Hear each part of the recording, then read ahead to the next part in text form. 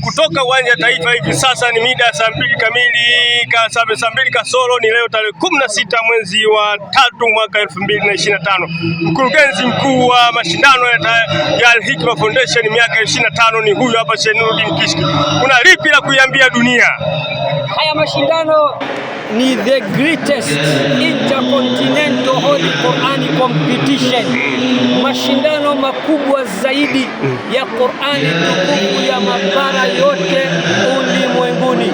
Saa 2 kasoro, hali ndio kama unavyoona, nyomi ya kufa mtu. Ama kweli Qur'ani tukufu ni moja kati ya mawili, ima ikunyanyue au ikubwage. Na kwa taarifa yako, waliopo nje ni wengi zaidi kuliko waliopo ndani. Hii ndio habari ya Qur'ani, na hii ndio mbegu nzuri iliyoanzishwa na kupandishwa na Al Hikma Foundation ndani ya uwanja huu wa Mkapa. Mwenye macho haambiwi tazama, mwenye masikio haambiwi sikia. Njoeni itunyanyue.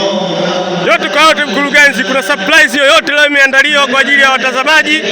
Al Hikma Foundation ina surprise nyingi, na kama jina la surprise lilivyo ni surprise, katika shughuli tutataja surprise zetu za mwaka huu inshallah rahman alladhi allama alquran. Basi mtazamaji, Abdalla Chomela huyu ni mwandishi kutoka leta maneno. Mimi Abdalla Matola wa Mahasi.